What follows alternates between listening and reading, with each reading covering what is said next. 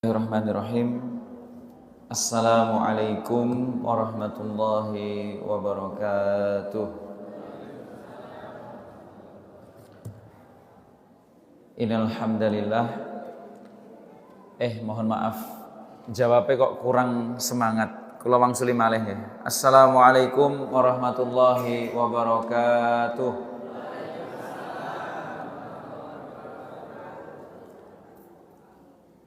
Karena salam niku kedah ganjil kula wangsuli malih ketiga kalinya, saya minta supaya lebih kompak semangat dan supaya kelihatan kita ini kalau ngaji energinya masih full, ngoten nggih. Assalamualaikum warahmatullahi wabarakatuh. Masya Allah, ngoten lho Bu, dadose gak ketara lek durung sarapan.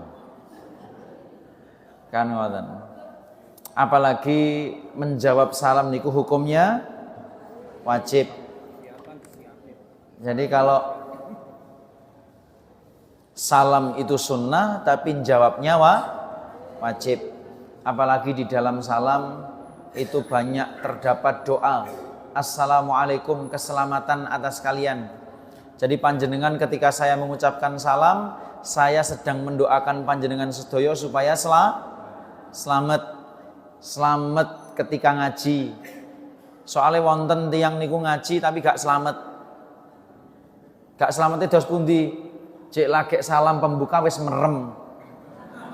Wonten napa mboten ngoten niku? Jadi waktu ngaji salam pembuka wis golek sendenan merem pisan. Ini bahaya Pak.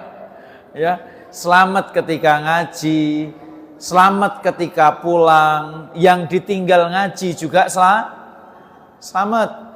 Nah, maka dari itu dan juga selamat di sini bermakna selamat di dunia dan juga selamat di akhirat.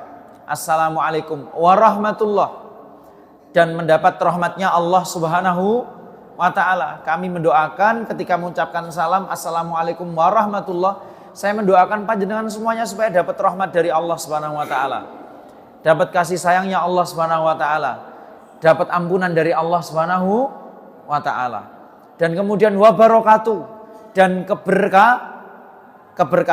Saya mendoakan panjenengan supaya dapat barokah dari Allah Subhanahu wa ta'ala. Barokah itu apa? Barokah itu apa Bu? Ada yang tahu barokah itu apa? Terkadang kita ini agak keliru-keliru ketika mengartikan barokah kan.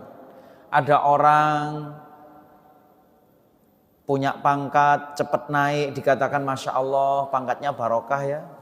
Kemudian ada orang punya bisnis dan kemudian bisnisnya cepat berkembang. Orang-orang mengatakan Masya Allah barokah. Padahal belum tentu. Karena yang namanya barokah itu kullu ma tuzidukum fi ta'ah. Segala sesuatu yang menambah kepada kita ketaatan itu namanya berkah. Mau pangkatnya tinggi, mau pangkatnya biasa-biasa, kok dia taat kepada Allah, maka pangkatnya barokah. Harta mau banyak atau sedikit, kok kemudian dia belanjakan di jalan Allah, taat kepada Allah, maka itu berkah. Kemudian jabatan mau bergengsi atau biasa-biasa saja kok dia taat kepada Allah, maka itu yang namanya barokah. Maka dari itu ketika kami mengucapkan salam tadi assalamualaikum warahmatullahi wabarakatuh, itu doa jangkep banget. Jangkep banget, kita doakan supaya selamat, kita doakan supaya dapat rahmat, kita doakan supaya berkah. Maka dari itu ketika jawab kudu semangat insyaallah. Saya doakan semoga yang hadir di sini diberikan keselamatan dunia dan akhirat, dapat ampunan dari Allah dan hidupnya senantiasa barokah. Tambah terus ketaatan, tambah terus kebaikan. Amin ya rabbal alamin. Innal hamdalillah nahmaduhu wa nasta'inuhu wa nastaghfiruh wa na'udzu billahi min syururi anfusina wa min sayyiati a'malina may yahdihillahu fala mudilla lahu wa may yudlilhu fala hadiyalah. Asyhadu an la ilaha illallah wa asyhadu anna Muhammadan abduhu wa rasuluh. Allahumma shalli wa sallim wa barik ala sayyidina Muhammad wa ala alihi wa ashabihi ajma'in, amma ba'd. Qala Allah Ta'ala fi kitabihil karim, a'udzu billahi minasyaitonir rajim. Bismillahirrahmanirrahim. Ya ayyuhalladzina amanu taqullaha haqqa tuqatih wa la tamutunna illa wa antum muslimun. Shadaqallahul azim. Bapak ibu-ibu yang dirahmati oleh Allah Subhanahu wa taala, jamaah pengajian Masjid napa niki, Pak? Kula kok suwe. Darul Falah, nggih. Darul Falah yang insyaallah dirahmati oleh Allah Subhanahu wa taala. Alhamdulillah di pagi yang cerah ini, di pagi yang alhamdulillah pula cuacanya sangat mendukung untuk kita senantiasa menambah ketakwaan. Kita mampu dan dimampukan oleh Allah berkumpul di masjid ini dalam keadaan sehat walafiat. Sehat sedaya nggih, Bapak Ibu? Ada yang sakit? Napa? Sakit kaki. Enten malih insyaallah Pak. Lek badan sehat tapi dompet sing boten sehat. Wonten sing ngoten niku? Kata tidak apa-apa Pak. Jadi konsep kaya itu bukan hanya harta. Kadangkala kita mengartikan kaya itu selalu bentuknya material, bentuknya harta, pangkat, jabatan.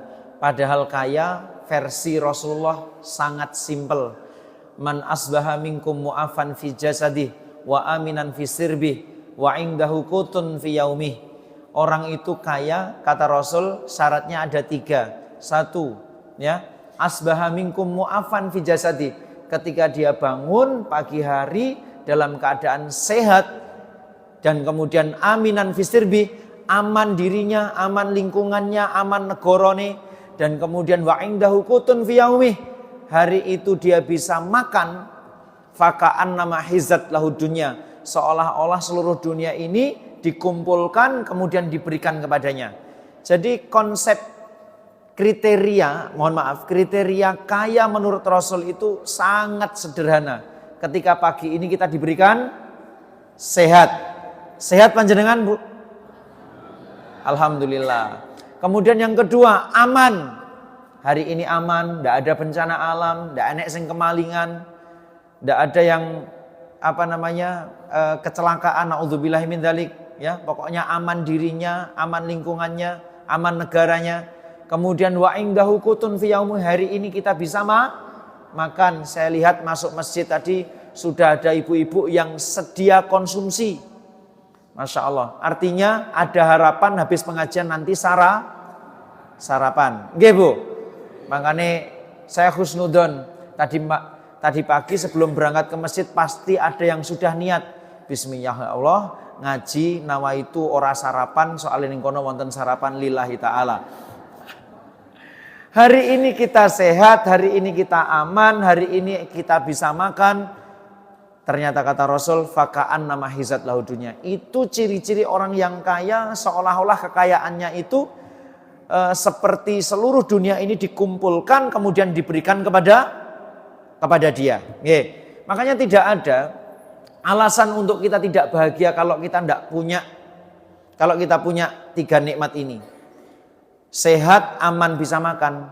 Tidak ada alasan untuk tidak bahagia. Makanya saya minta panjenengan sedaya ngaji seperti ini cobi mesem dhisik. Bu, jangan mesem riyen, Bu.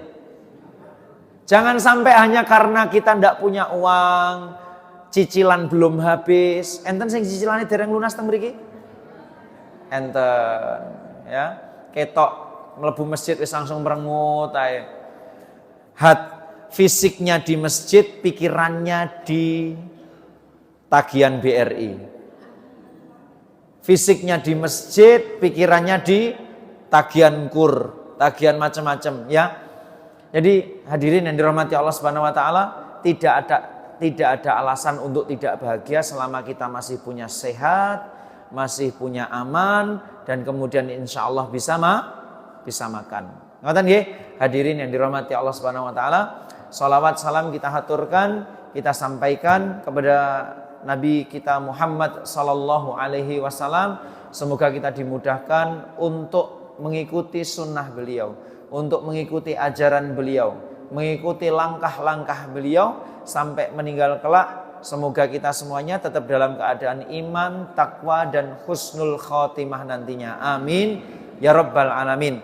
Dan kita doakan orang-orang di sekitar kita, dari mulai keluarga kita, dari mulai sanak saudara kita, dari mulai karib kerabat kita, untuk tetangga-tetangga kita, kawan-kawan kita, besti-besti kita yang mungkin sampai saat ini belum merasakan nikmatnya iman, belum merasakan nikmatnya beribadah kepada Allah, belum merasakan nikmatnya duduk di majelis ilmu seperti panjenengan, belum merasakan bagaimana nikmatnya istiqomah di jalan Allah Subhanahu wa taala. Kita doakan semoga mereka semuanya diberikan hidayah oleh Allah Subhanahu wa taala. Amin ya rabbal alamin.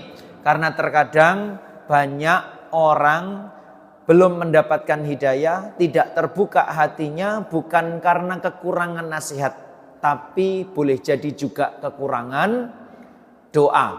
Gitu ya. Misalnya di sini punya keluarga, ada seorang istri sudah taat, tutup aurat, sholatnya rajin, kemudian istiqomah datang pengajian, tapi ternyata suaminya belum dapat hidayah. Ada enggak? Ada, gak usah dilirik, ngundak no konangan. Ada pula juga seorang suami, sudah soleh, rajin ngaji, sholat berjamaahnya rutin, tapi kemudian istrinya ngalah-ngalahi mak lampir. Pulang ke rumah ndak betah, ngomong dikit dibentak. Pak, wonten mboten istri sing ngoten niku? Kita doakan semoga sapa munindang matimu. Semoga dapat hidayah. Mungkin di sini juga ada suami istri sudah taat kepada Allah tapi kemudian anaknya belum mendapatkan hidayah. Kita doakan semoga dapat hidayah. Termasuk tetangga kita, saudara kita. Karena kita sebagai seorang mukmin, Pak, senantiasa menginginkan orang lain itu memiliki perasaan yang sama, kenikmatan yang sama sebagaimana yang kita rasakan. Kita saat ini merasakan nikmat dan tentramnya taat kepada Allah, maka kita harus punya mindset orang lain harus merasakan ketentraman sebagaimana yang kita rasakan. Saya tanya kepada panjenengan, jujur, sebelum ngaji dan kemudian setelah ngaji, perasaannya beda enggak? Dulu mungkin di sini ada yang belum pernah ngaji. Dulu mungkin ada yang di sini belum dekat dengan majelis ilmu, belum dekat dengan masjid, belum istiqomah. Mungkin hatinya gampang gundah, gampang resah. Setelah ngaji, perasaannya gimana? Tenang, tentrem. Meskipun problematika terus datang dalam kehidupan kita, karena kita punya ilmu, kita bisa menjalani itu, kita bisa menghadapi itu, tahu solusinya dan hati kita tentram. Gini apa? Dan kita pasti ingin merasakan orang-orang sekitar kita merasakan ketentraman yang sama sebagaimana yang kita rasakan. Kita doakan orang-orang sekitar kita semoga minggu depan atau minggu depannya lagi hadir di majelis ilmu. Amin ya rabbal alamin. Yang kemudian yang kedua, gak mek ditungakno, ayo diajak. Saya yakin di sini ada yang datang dan kemudian tidak ngajak anaknya. Wonten mboten? Kenapa kok nggak diajak, Bu? Pak, kenapa nggak diajak? Kenapa? Car Free Day, Masya Allah. Jadi bapak ibunya hadir di masjid, anaknya hadir di Car Free Day. Dan itu ndak jenengan geret ke sini. Kenapa ndak digeret? Padahal jenengan saat ini sudah menapaki jalan menuju surga. Gini betul. Tapi kenapa anak kita nggak jenengan ajak, nggak digeret, nggak dipaksa gitu loh? Kenapa nggak dipaksa untuk hadir di sini? Coba hadirin yang dirahmati Allah Subhanahu Wa Taala. Kita ini loh sering maksa anak kita supaya dapat ilmu dunia, iya enggak? Kita itu loh, sering maksa anak kita supaya dapat ilmu dunia. Kita sering maksa anak kita supaya fakih dalam perkara dunia. Kita sering maksa anak kita supaya dapat harta. Tapi betapa jarangnya bapak dan ibu maksa anaknya supaya dapat ilmu agama. Maksa anaknya supaya taat kepada Allah. Mending mana? Terpaksa, dipaksa di jalan Allah daripada sukarela tapi kemudian menapaki jalan menuju neraka. Naudzubillahi min dzalik. Ayo, milih pundi? Terpaksa tapi kemudian taat di jalan Allah atau kemudian sukarela masuk neraka? Terpaksa. Maka dari itu saya himbau kepada panjenengan sedaya, ayo putra-putrane dipaksa hadir pengajian, dipaksa dulu untuk kemudian sholat berjamaah. Tentu cara maksanya macam-macam. Bisa dengan iming-iming, lek gelem teko pengajian tak sangoni 100.000. Kira-kira anak-anak remaja semangat atau enggak? Anak-anak sing SMA itu loh, ya. Sekarang kan pengajian itu sepi Pak Cahnom. Gini apa dan? Cobi jenengan persani samping kanan kiri jenengan. Niku sepuh napa nem? Cobi jenengan mengo nengen. Jenengan mengo nengen niku sepuh napa nem? Sepuh. Saiki mengo ngiwa, sepuh napa nem? Cobi Bu. Iya enggak? Berapa persen yang muda coba? Iya enggak Bu? Berapa persen yang muda? Sementara kita menginginkan Islam ini kemudian di kemudian hari jaya di negeri yang kita cintai ini. Kita menginginkan generasi yang akan datang ini generasi yang baik. Tapi nyatanya pengisi masjid, pengisi majelis taklim itu rata-rata siapa? Sesepuh bini, sepuh. Nggih Bu? Yang mana kalau masuk masjid aromanya Masya Allah. PPO, balsem, minyak kayu putih. Engko pengajian rodok suwi wis lonjor. Soalnya rematik, asam urat, ya. Ciri-ciri pengajian kalau banyak sepuhnya kan ngoten Pak, selonjor silo. Saya minta minggu depannya lagi paksa anak-anak panjenengan untuk hadir di majelis ilmu. Saya perkenalan dulu nggih. Kayaknya saya pertama di sini. Temangaken, nama saya Dedi, asli saya Pare saja nih. Asli saya Pare, Jombangan, tapi dinas saya di Polres Trenggalek. Ada di sini yang orang Trenggalek? Boten enten? Yang pernah ke Trenggalek? Banyak. Kalau ke Trenggalek teng pundi Bu? Teng pantai, Pasir Putih, Mutiara. Pantai Mutiara, terus pundi malih? Ya. Jadi saya di dinas di Polres Trenggalek sudah sejak 2010. Jadi saya sudah tua, usia saya sudah 35 tahun. Monggo panjenengan yang main ke Trenggalek silahkan kabar-kabar, insya Allah kula jamu Pak. Jenengan ngersakne sate, monggo kula terne, ngersakne soto kula terne, ngersakne rawon kula terne. Pengen nginep ruang tahanan kula kosong insya Allah ya. Oke, ibu-ibu yang dirahmati Allah Subhanahu. Mungkin itu ya sekilas perkenalan. Materi kita pada pagi hari ini adalah bertahan di jalan. Koyoke aku salah tema. Rumangsaku sing teko ki nom-noman lho Bu. Akhirnya bikin tema yo bertahan di jalan cinta. Tak kira ki sing teko usia 20 tahun, 30 tahun. Ternyata 20 tahun, 30 tahun ini punjulane. Punjulane. Enggak apa-apa. Saya salut kepada panjenengan meskipun banyak yang sepuh tapi tetap semangat itu Masya Allah luar biasa. Ini tanda-tanda insya Allah tanda-tanda husnul khotimah nanti insya Allah. Karena ciri-ciri orang yang husnul khotimah itu dia menutup usianya dengan kebiasaan-kebiasaan baik. Ngoten Bu. Makanya alhamdulillah jenengan sampai sesepuh ini ada yang usianya 50, ada yang 60, ada yang 70 kayaknya ya. 70 tahun ya, masih istiqomah, Masya Allah. Kami doakan semoga panjenengan sedaya istiqomah nanti sampai husnul khotimah. Amin ya rabbal alamin. Nggih. Hadirin yang dirahmati oleh Allah Subhanahu wa taala,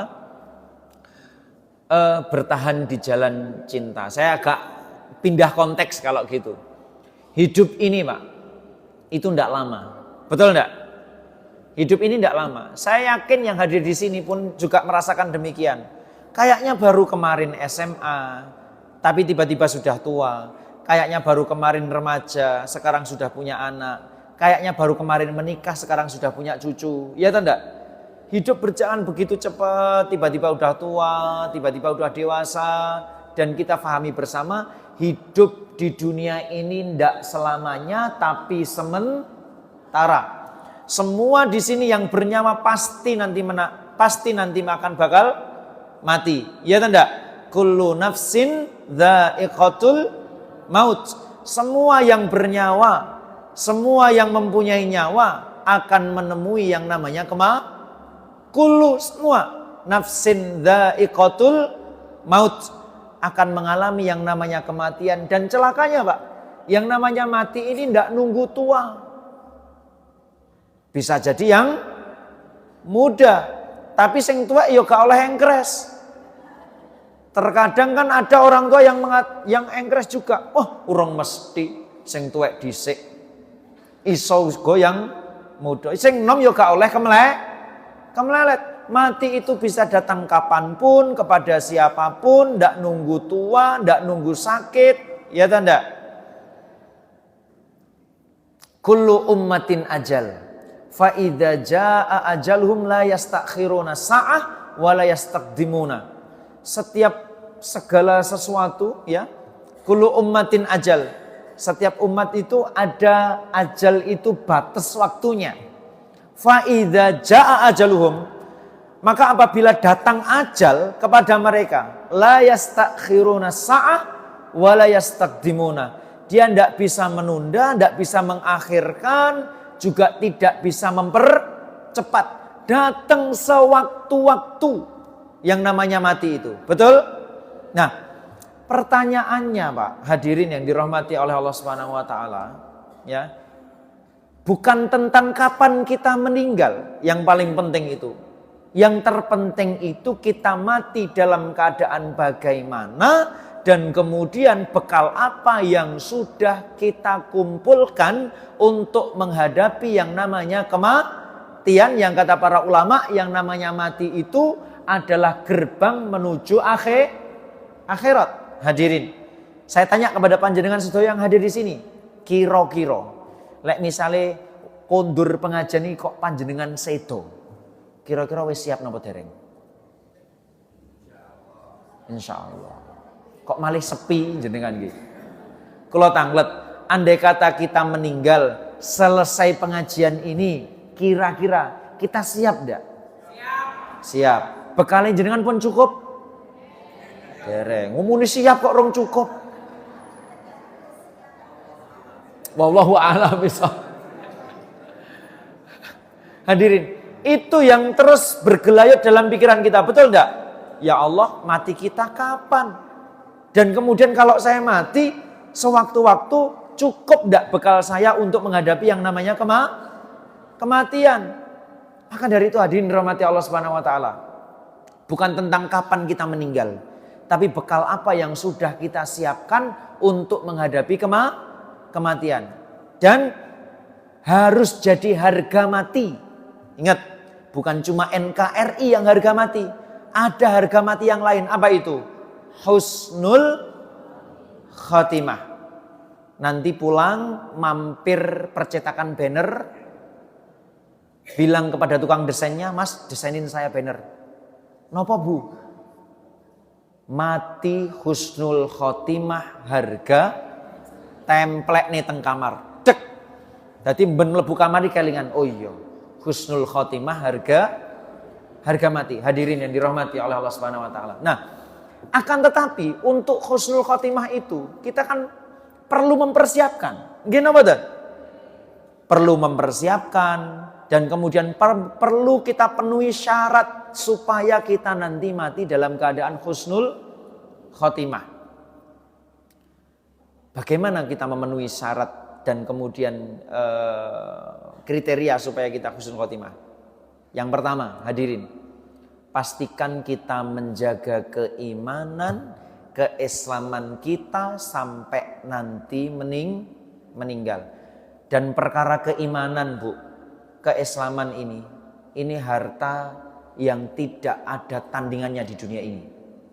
Orang yang paling dicintai Allah itu bukan yang hartanya banyak. Orang yang dicintai Allah itu bukan yang pangkatnya tinggi. Orang yang dicintai Allah itu bukan yang jabatannya bergengsi. Tapi orang yang dicintai oleh Allah itu adalah mereka yang di dalam jasadnya ada hati yang dipenuhi dengan iman. Maka Anda ini jangan pernah merasa apes hanya karena tidak memiliki harta. Jangan pernah merasa apes ketika tidak punya jabatan. Jangan pernah merasa apes kalau tidak punya kedudukan atau pangkat. Karena apa? Ada yang lebih berharga dari itu, yakni ketika kita hidup, kita memiliki hati yang dipenuhi dengan keimanan. Karena orang yang beriman adalah mereka yang di dalam hati, orang yang punya keimanan dalam hati adalah mereka yang dicintai oleh Allah Subhanahu wa taala. Hadirin. Nah, Ibnu Mas'ud radhiyallahu anhu pernah mengatakan.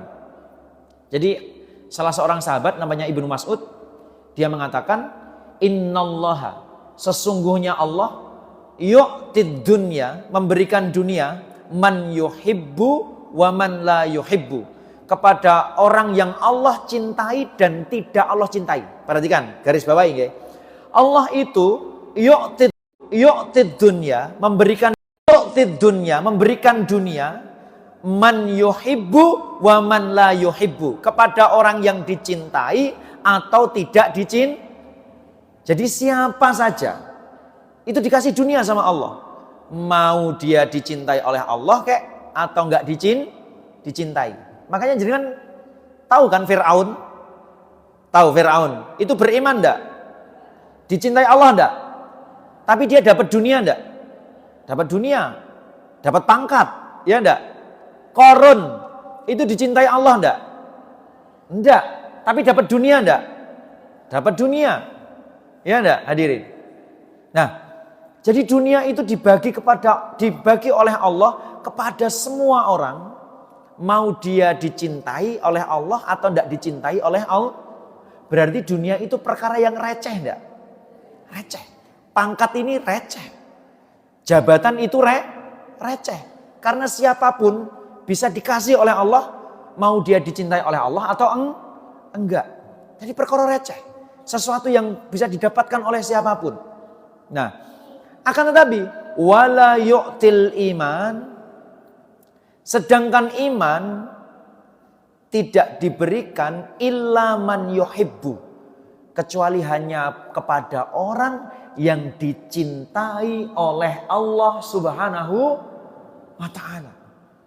Perhatikan komparasinya. Harta diberikan kepada siapapun, mau ahli maksiat kek. Makanya wonten apa mboten tiang ahli maksiat sugih? Wonten? Ada. Korupsi berapa ratus merugikan negara berapa ratus triliun, kaya enggak? Kaya. Makanya jangan gampang bangga perkara harta. Karena itu hal yang receh. Jangan gampang bangga karena pangkat. Karena ini perkara receh. Allah kasih itu semuanya kepada siapapun. Mau dicintai kayak atau tidak dicintai. Tapi perkara iman itu hanya Allah berikan kepada siapa? Orang yang dicintai.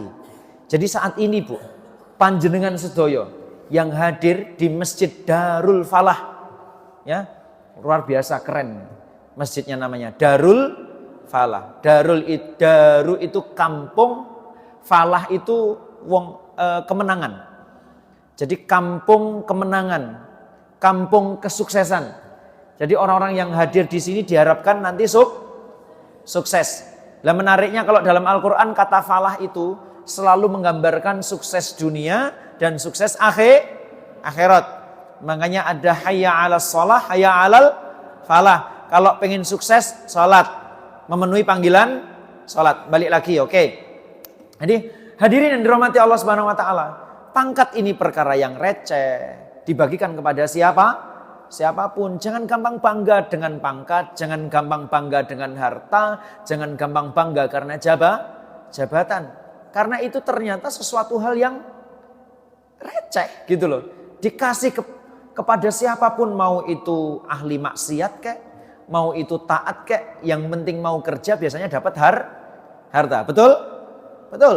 Teman kami juga sama. Mau dia ahli maksiat, mau ndak, pokoknya gelem daftar, mau gelem ikut seleksi, ya dapat pangkat. Hadirin yang dirahmati Allah Subhanahu Wa Taala. Nah, masalahnya banyak di antara kita itu yang lebih bangga dengan dunianya daripada bangga dengan keimanannya. Bahkan tidak jarang ada orang yang insecure karena keimanannya. Duduhne keimanan itu loh, kayak ragu-ragu gitu loh. Tapi lek duduhne bondone semangat. Ada nggak seperti itu? Numpak mobil Fortuner, dangak numpak mobil. Insyaallah. Dengan membusungkan dada. Menyombongkan hartanya yang ternyata itu sebenarnya di mata Allah rendah. Kenapa enggak kita kemudian pede dengan keislaman kita, bangga dengan keislaman kita, bangga dengan keimanan kita. Bukan sombong loh ya, bedakan. Sombong dengan bangga itu beda. Bangga itu seperti marem, ngoten lho Bu.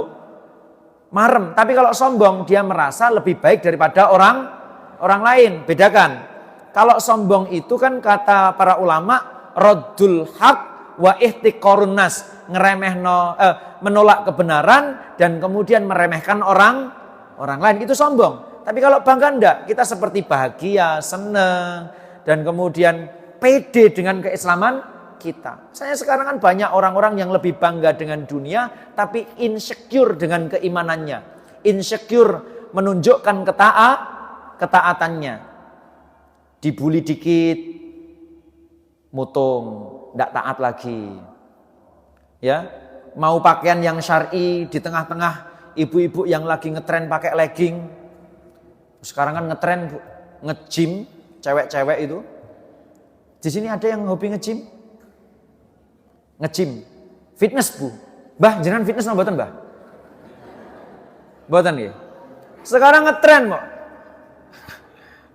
Kalau nenek-nenek ya enggak perlu lah nge-gym. Ngetren kan, ibu-ibu muda, cewek-cewek nge-gym pakai baju-baju yang ketat dan kemudian terbuka, ya. Ingat, Bu, ketika panjenengan seorang muslim, saya himbau untuk nutup aurat. Nutup aurat itu bukan cuma pakai jilbab, tapi pakaiannya yang longgar. Ya. Nutup aurat, nutup pakai jilbab, tapi kemudian pakai baju kawat bukan mek ketat, kawat. Jadi umpamanya legging itu warna kuning, sampai segitiga birunya itu nerawang. Ya, dan hadirin yang dirahmati Allah Subhanahu Wa Taala, ayolah. Apa salahnya sih ke gym pakai pakaian syar'i itu? Kan tidak salah ya enggak? Masalah pakai jilbab yang longgar, pakaian yang longgar, enggak masalah. Dan ojo insecurean. Ibu-ibu pakai jilbab syar'i digojloki karo kanca-kancane. Yuk, kuwi jilbab apa kurungan? Gawedemen. Sesuke insecure. Ganti jilbab yang tidak syar'i. Apa ada? Kan ngoten. Hadirin. Jangan gampang insecure dengan keimanan kita. Nggih, hadirin yang dirahmati Allah Subhanahu Wa Taala. Nggih. Jadi kita perlu memahami bahwasanya keimanan kita ini ternyata tanda kalau kita ini dicintai oleh Allah Subhanahu Wa Taala, hadirin. Nah, makanya orang-orang yang beruntung itu kata Allah, qad aflahal mu'minun. Orang yang dicintai pasti diberuntungkan. Siapa ya orang yang diberuntungkan oleh Allah? Yakni orang-orang yang beriman. Akan tetapi hadirin yang dirahmati oleh Allah Subhanahu Wa Taala, pertanyaannya, kita bisa enggak menjaga keimanan kita ini sampai kita nanti menutup mata? Bisa enggak kita menjaga keimanan kita sampai nanti ajal menjemput kita. Bisa enggak kita menjaga keimanan kita sampai Allah katakan cukup kepada batas usia kita di dunia. Dan ini yang harus kita ikhtiarkan, dan ini enggak ringan. Menjaga keimanan itu berat. Bahkan godaan syaitan yang paling berat itu adalah ketika kita sedang sakaratul maut. Ketika sakaratul maut, Pak, syaitan itu justru ngumpul ngabari konco-koncone. Bro, iki enek ape wong ninggal, ayo kumpul. Setan-setan liyane takok ngene setan sing ngabari mau. Sherlock, Bos. Loh beneran.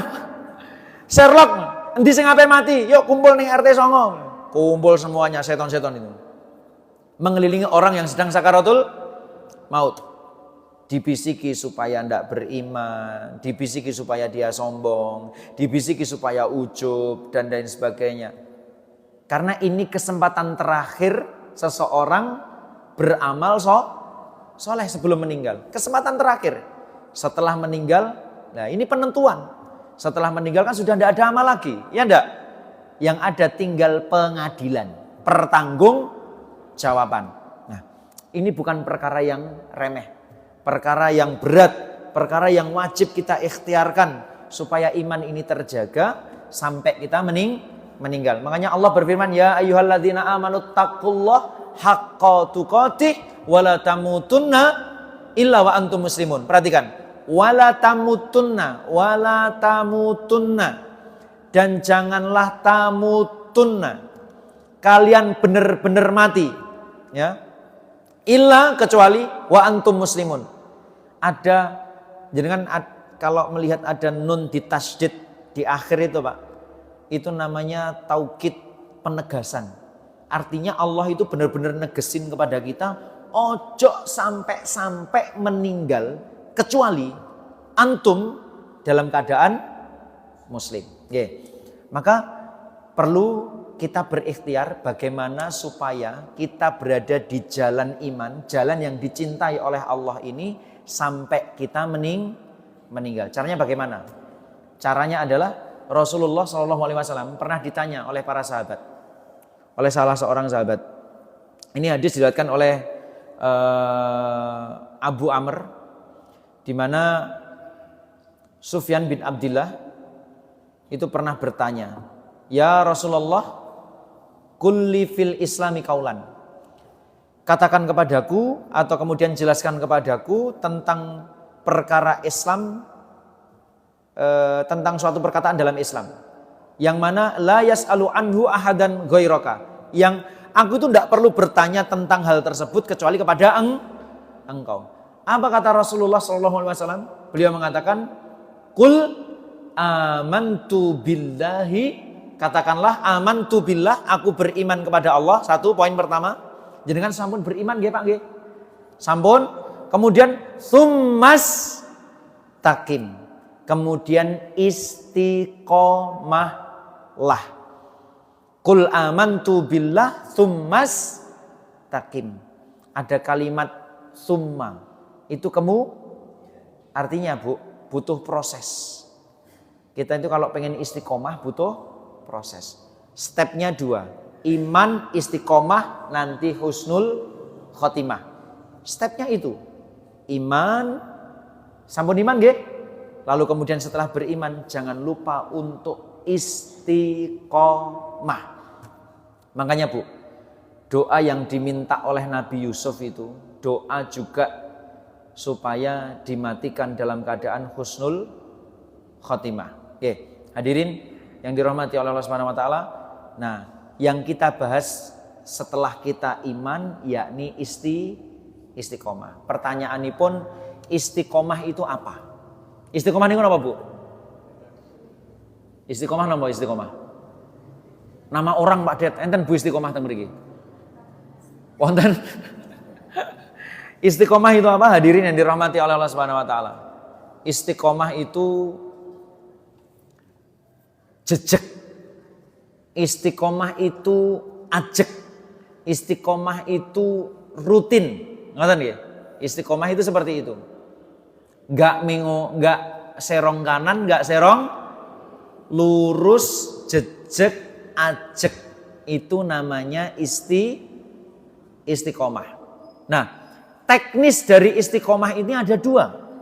Yang pertama, mengamalkan sebuah amalan, kemudian amalan itu kita jalankan dengan rutin. Ibu-ibu misalnya, sholat duha, itu kan satu amalan, dikerjakan rutin tiap hari 2. Gak usah kakek bu. Kadang-kadang ada lagi kemalet puo-puo istilahnya. Nggih. Istilahnya napa? Puo-puo niku lek bahasa Kediri napa? Kemaruk. Aku pokoknya pengen sedina duha iki 50 rakaat. Wah, kesolen jenengan. Gak usah kakek. Kalau baru mengawali itu 2, besoknya 2 lagi, besoknya 2 lagi, 2 lagi.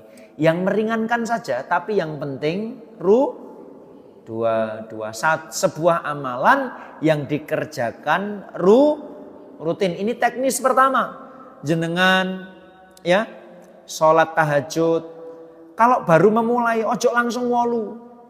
Sesuai kadang kalau iso waleh. Bahkan tidak jarang ada enek sing malah hitung-hitungan. Dia ingin wes wolu berarti Senin lek wes Ahad wolu ki berarti ping 4 engko Senin Selasa Rebo gak usah tahajud. Engko Kemis tahajud neh. Mboten ngoten, Pak. Ya, hadirin, coba saya tanya kepada panjenengan. Infak di awal bulan 30.000 sebulan sekali dengan 1.000 selama 30 hari. Itu lebih dicintai yang mana? 1.000, karena kata Rasul itu yang namanya istiqomah itu cirinya amalan sedikit tapi rutin. Ngoten loh. Apalagi kalau infak tadi setiap hari 1.000, subuh 1.000 selama 30 hari. Itu lebih dicintai oleh Allah daripada 30.000. Meskipun nominalnya sama kan kalau dijumlahkan, ya enggak. Tapi lebih dicintai Allah yang mana? 1.000. Karena yang pertama, yang rutin itu akan membentuk kebiasaan. Kan kebiasaan ketakwaan. Dan kalau rutin, semakin banyak catatan-catatan ketaatan yang dicatat oleh malaikat. Termasuk didoakan malaikat. Panjenengan kalau setiap subuh, Bu. Kan subuh itu pergantian sip itu. Jadi malaikat itu wonten pikete. Jadi ada piket siang, ada piket malam. Podo kayak polisi. Piket siang, piket malam. Nah, pergantian piketnya itu ketika subuh. Ketika pergantian piket itu, malaikat ya mendoakan orang-orang yang infak di waktu subuh. Allahumma a'ti munfikon khalafan. Ya Allah, beri ganti kepada orang-orang yang berinfak. Kemudian orang yang tidak berinfak, misalnya tadi subuh, malaikat berganti shift, kemudian kok jenengan belum berinfak. Allahumma a'ti mumsikan talafan. Ya Allah, berilah kebangkrutan, berilah kecongkrahan, berilah kebubrahan kepada orang-orang yang pelit. Bayangkan ketika setiap hari jenengan rutin infak 1.000 tiap hari, malaikat akan mendoakan, ya Allah beri ganti, ya Allah beri ganti, ya Allah beri ganti, ya Allah beri ganti setiap hari. Setiap hari. Mending mana? Didoakan malaikat setiap hari atau 1 bulan sekali? Setiap hari. Makanya pengajian seperti ini, setelah pengajian harus ada gerakan istiqomahnya. Didumi kumplung, setiap jamaah bawa kumplung 1, gerakan sedekah 1.000 sehari. Keren no mboten? Keren. Sampun Bu. Dereng. Habis ini pengurus pengajian didumi kumplung siji-siji. Sesuke minggu depan gak teko pengajian. Cekeh aku rono mulai di ya, hadirin yang dirahmati Allah Subhanahu wa taala. Jadi istiqomah teknis yang pertama, kita mengamalkan sebuah amalan yang ringan tapi rutin. Nggih Bu nggih. Kemudian yang kedua, teknis kedua, kata Al-Imam An-Nawawi dalam Riyadhus Shalihin, yang namanya istiqomah itu ya, wa ammal istiqomatu fahuwa luzumut ta'ah. Yakni ketika kita melazimi, berikhtiar untuk kelet dengan yang namanya ketaatan. 1 kali 24 jam berupaya untuk taat terus. Itu ternyata juga namanya tidak berpindah dari satu waktu menuju waktu yang lainnya kecuali orang ini terus menjalankan ketaatan. Jam 8 subuh sampai jam 6 panjenengan subuhan kemudian berzikir. Jam 6 sampai jam 7 pengajian. Setelah itu jam 7 sampai jam berapa jenengan rencanakan ada ketaatan terus. Berpindah dari satu waktu ke waktu yang lain mengerjakan ketaatan. Sampai nanti kita meninggal, hadirin. Jadi istiqomah teknis yang kedua menurut Imam Nawawi yakni melazimi ketaatan. Maka dari itu hadirin dirahmati Allah Subhanahu wa taala, amalan yang kontinu dan kemudian pindah dari satu waktu ke waktu yang lain dalam ketaatan, insya Allah akan melahirkan kebiasaan-kebiasaan ketaatan. Bilal bin Rabah itu Pak, kenapa kok bisa masuk surga? Kenapa kok kemudian terompahnya udah terdengar di surga? Karena beliau melazimi ketaatan. Beliau itu orang yang suka jaga sholat jamaah dan kemudian menjaga wudhu di setiap waktunya. Jadi Bilal bin Rabah itu batal didik wudhu. Batal wudhu lagi, batal wudhu lagi. Memang terkesan berat, tapi ketika itu sudah dikerjakan dengan rutin, insya Allah akan menjadi ringan. Nah, hadirin, dari poin yang pertama ini, ayo kita teliti, kita muhasabah. Ada nggak amalan andalan kita sesuai teknis yang pertama, yang itu kita rutinkan? Kan setiap orang itu kondisinya beda-beda Pak. Enek sing amalan andalannya itu tahajud. Oleh tahajud luar biasa. Wes tumak ninah bacaannya panjang. Ada yang amalan andalannya sedekah. Seperti Utsman bin Affan, seperti Abdurrahman bin Auf, seperti Sa'ad bin Ubadah. Ini orang-orang ahli sedekah. Bahkan Sa'ad bin Ubadah itu punya amalan rutin setiap hari. Dia itu membawa 80 orang miskin untuk dikasih makan. Ngoten Bu. Lah, jenengan harus menilai nih, iki amalan apa ya sing dadi gacoku. Gaco itu apa Bu? Gaco itu kan bahasa Jawa ya. Apa istilahnya? Yang jadi andalanku. Amalan andalanku itu apa ya? Misalnya ibu, oh iya Pak, amalan andalanku nyentak bojo. Wah, iki dudu amalan andalan Bu. Ini amalan andalan penghasil dosa. Bapak-bapak, amalan andalannya apa? Itu harus mulai sekarang di-create dari sekarang. Ngoten nggih. Entah itu sedekah, entah itu infak, entah itu tahajud, entah itu duha, macam-macam. Amalan andalan sahabat itu juga macam-macam. Bilal bin Rabah amalan andalannya sholat jamaah, adzan, menjaga wudhu. Utsman bin Affan sedekah, Abdurrahman bin Auf sedekah, dan kemudian Sa'ad bin Ubadah sedekah. Jenengan amalan andalannya apa yang istiqomah. Kemudian pastikan perpindahan waktu dari jam ke jam, dari hari ke hari, dari minggu ke minggu, dari bulan ke bulan itu terus berpindah dari satu ketaatan menuju ke ketaatan yang lain. Nah, maka dari itu bagaimana caranya supaya kita bisa berpindah dari satu waktu ke waktu yang lain itu tetap dalam keadaan taat atau istilahnya istiqomah. Yang pertama, Bu, supaya kita bisa istiqomah. Satu, jangan lupakan untuk senantiasa minta tolong kepada Allah. Dongo. Terkadang ada iki kepedian. Padahal la haula wala quwata illa, tidak ada daya dan upaya kecuali dari Allah. Kita bisa istiqomah itu karena jenengan bisa hadir di pengajian karena Allah. Maka dari itu jangan lupakan untuk doa. Ya muqallibal qulub, tsabbit qalbi ala dinik wa ala taatik. Ya muqallibal qulub, wahai zat yang membolak-balikkan hati. Krono hati ki molak-malik. Kadang sholat semangat, kadang berat, ya enggak? Pengajian kadang semangat, kadang tekodok langsung ngantuk. Enek sing ini merem eket mau sian-sian. Padahal aku ngaji wis tak giat nih. Ya enggak hadirin. Iman kita itu yazidu wa yangkus, kadang naik kadang turun. Hati kita juga kadang berbolak-balik. Bahayanya ketika kita itu sebelum meninggal hati kita makanya ya muqallibal qulub tsabbit qalbi, tetapkan hati kami ala ta'atik, ya.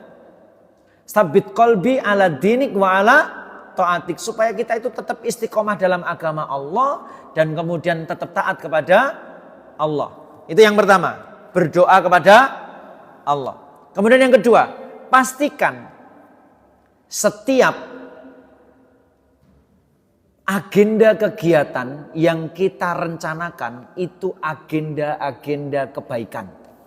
Ngoten Bu, ojo sampai enek rencana jahat. Jangan sampai ada rencana maksiat. Walaupun kalau masih rencana itu kan belum dihitung. Enaknya itu.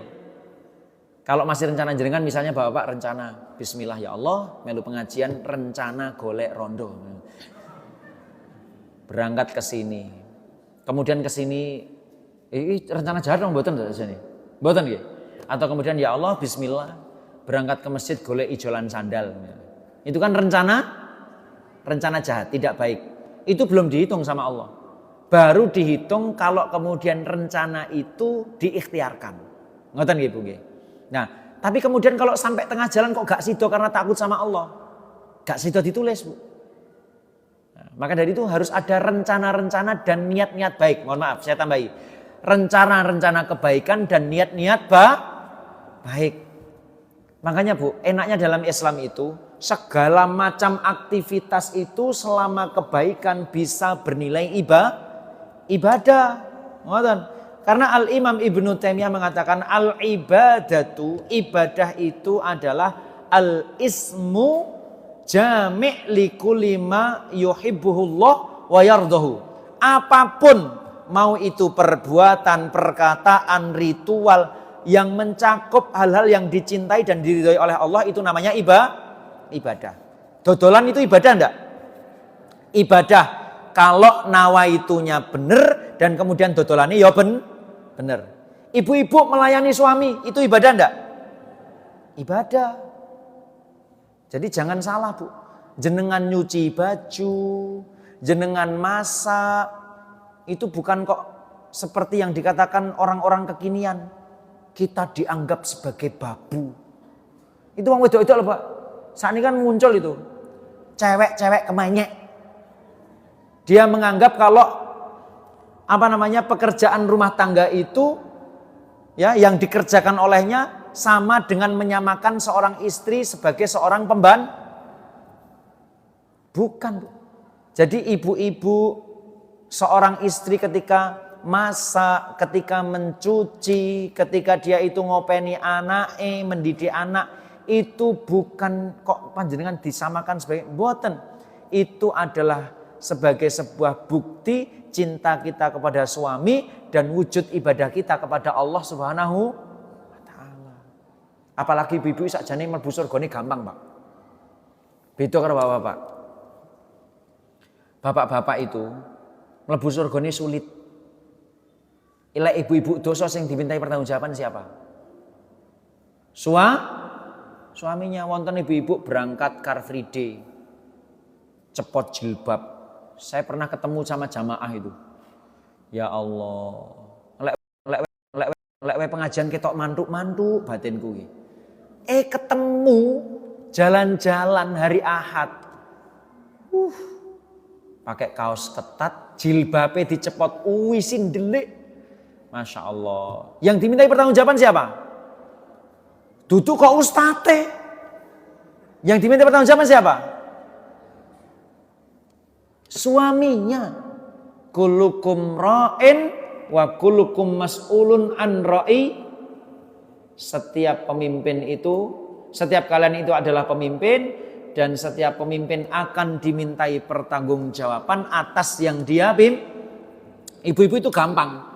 Pokoknya sholat, puasa wajib, taat sama suami, ya, insya Allah surga. Pak, niki ibu-ibu sing teng mriki termasuk kategori taat kali suami napa mboten? Nyapa jenengan jawab ki. Kula tanglet bapak-bapak niki lho. Pak, ibu-ibu sing teng mriki sing ayu-ayu ngenten niki napa nggih taat kali suami? Taat, Masya Allah. Napa?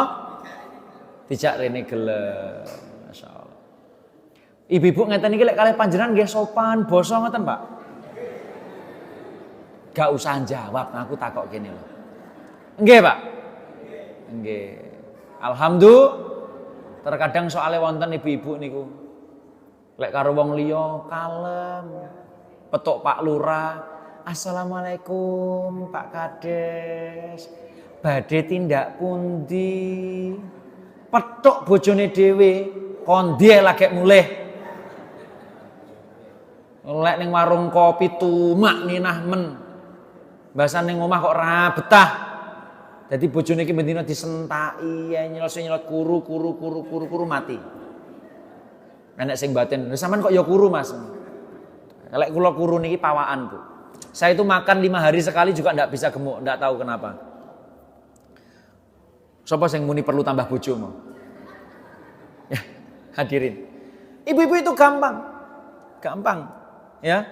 Pokoknya taat sama suami insya Allah surga. Taat sama Allah, taat sama suami. Hadirin, ya. Pastikan perpindahan waktu kita niatkan untuk ibadah. Aktivitas apapun niatkan untuk bekerja ibadah, taat sama suami ibadah, melayani suami ibadah. Hadirin. Itu yang kedua. Kemudian yang ketiga, supaya kita istiqomah, senantiasalah berkumpul dengan orang-orang yang soleh, berkumpul dengan orang-orang yang taat. Karena Bu, Rasul saja diperintahkan oleh Allah, wa kunu ma'as shadiqin. Senantiasalah wahai Rasul ma'as shadiqin, bersama orang-orang yang benar. Padahal itu Rasul. Ya enggak? Imannya jelas beda level dengan kita. Bainas sama'i was sumursat. Kalau kita kah imannya seiman-iman receh, Pak, maka kita pun harus lebih banyak menambah teman-teman taat, teman-teman yang soleh. Soalnya teman sing gak soleh ku nyetrum. Kok aja meneh teman sing gak soleh. Teman soleh sing ngantukan lho nyetrum. Ngeten iki ngaji kok sampingnya jenengan ngantuk, jenengan persani. Suwe-suwe katut ngantuk, mengun nengen angop neh. Suwe-suwe sing nyawang katut saestu. Makane kula lek ngaos ngeten iki ngaji.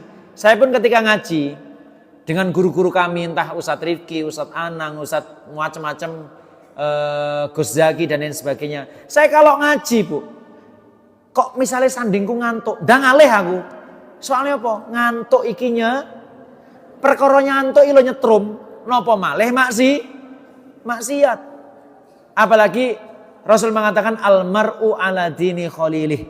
Jadi segala macam segala sesuatu itu tergantung, perkara-perkara itu tergantung teman dekatnya. Makanya saya itu kalau mau nilai seseorang, delok ae bestine sopo. Ngoten. Bestinya siapa? Ibu-ibu yang mau nyarikan jodoh buat anak. Delok selain sekolahnya di mana, mondoknya di mana, ora kok tumpakane opo keri. Pangkate opo keri. Sing paling penting itu dia sekolahnya di mana, mondok ening endi, ilmu agamanya gimana, dan tidak kalah pentingnya konco cedeke sopo. Bestinya siapa? Kalau bestinya orang-orang pengajian, bestinya ustadz, bestinya kiai, bestinya Gus, recommended untuk diterima. Meskipun mungkin ekonominya biasa-biasa saja. Tapi masalahnya sekarang nih wong golek mantu sing ditakokne apa? Kerjamu ning ndi le? Iya ndak? Dinas ning ngendi le? Penghasilanmu piro? Kok wani-wani ini ngelamar anakku? Apakah kaya itu jaminan rumah tangga sakinah? Belum tentu. Apakah pangkat tinggi itu jaminan rumah tangga langgeng? Belum tentu. Enek sing pangkate dhuwur malah nembaki ajudane dhewe ya enek. Artinya hadirin rahmati Allah Subhanahu wa taala, nggih, ya. Pastikan kita bersama orang-orang yang soleh. Bahkan Nabi Yusuf, tahu nggak doanya Nabi Yusuf itu? Beliau berdoa kepada Allah, tawaffani, ya Allah wafatkan aku, ya, tawaffani musliman, sebagai seorang muslim. Siapa kita? Kan ngoten. Kok enggak berdoa kepada Allah? Kemudian menarik kalimat berikutnya, wa alhiqni bis solihin, dan gabungkan aku bersama orang-orang yang soleh.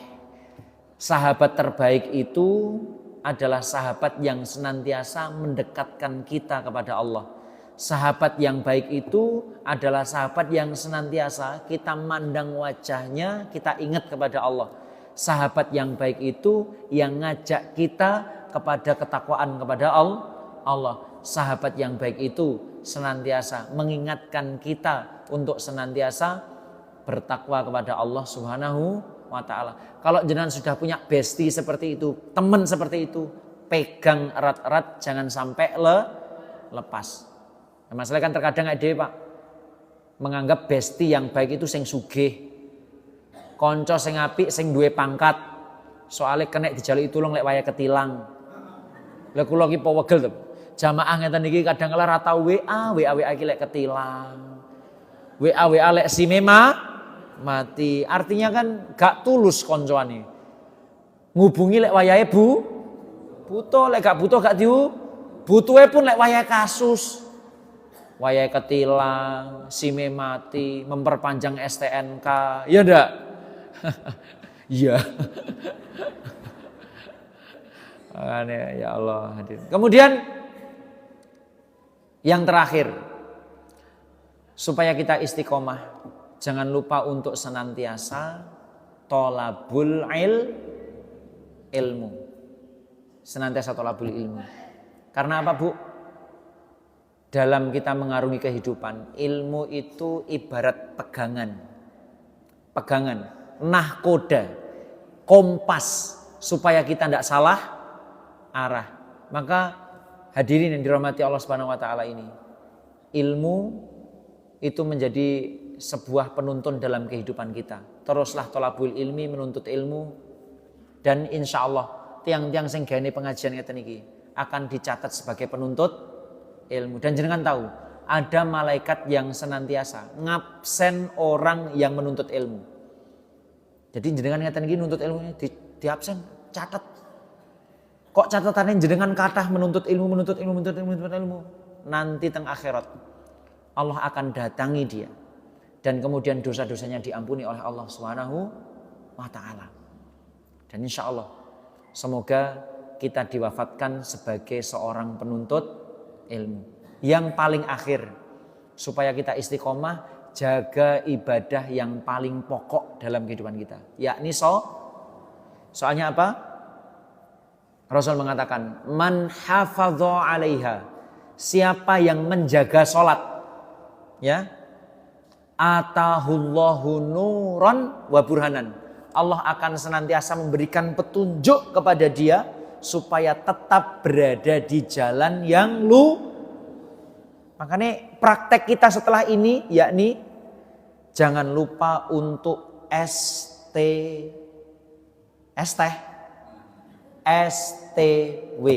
sholatnya tepat waktu. Orang yang menjaga sholat, Allah akan beri nur wa burhan.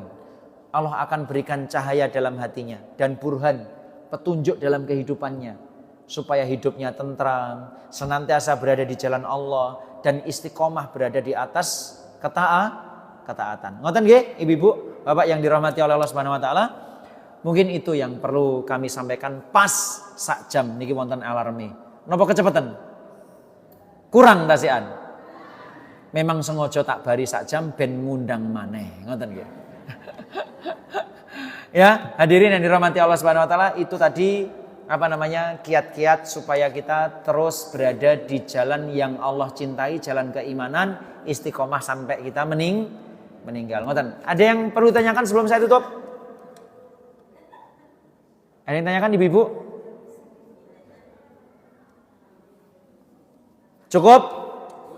Cukup. Oh ya, saya pengen kenalan kepada panjenengan sedoyo. Saya selalu kalau ngaji dimanapun saya nge-share nomor handphone saya supaya saya bisa silaturahim, ngoten nggih Bu nggih. Supaya kita itu ndak putus. Terkadang ada orang yang ngaji setelah pulang itu gak kenal sopo jamaah.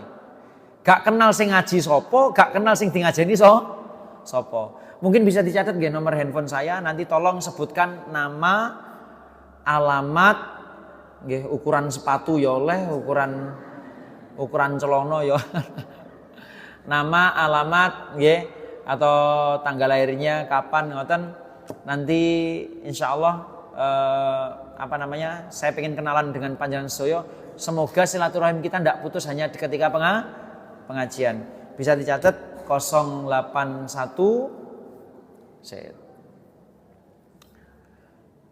sampun 081 217 335 292. Saya ulangi lagi 081 217 335 292. Ngoten. Cukup nggih Bu nggih? Enggak ada yang tanyakan, cukup? Hah? Panggilannya jenengan serat nawon Dedi, ngoten, Dedi Polres Trenggalek. Kepanjangannya Dedi Mahindra. Istrinya berapa? Suudon. Orang-orang itu kalau ngobrol sama polisi kok kesannya kita itu suka beristri dua gitu. Tapi memangnya istri dua itu boleh enggak, Pak? Saya tanya Pak. Pak, istri dua itu boleh enggak, Pak? Boleh. Boleh, Bu? Suami jenengan parang istri dua? Lah, kan ruwet ibu-ibu itu. Mereka mengatakan istri dua itu enggak boleh, boleh tapi ternyata kalau kenalan ya. Saya tutup dengan doa kafaratul majlis. Subhanakallahumma wa bihamdika asyhadu alla ilaha illa anta astaghfiruka wa atubu ilaik. Assalamualaikum warahmatullahi wabarakatuh.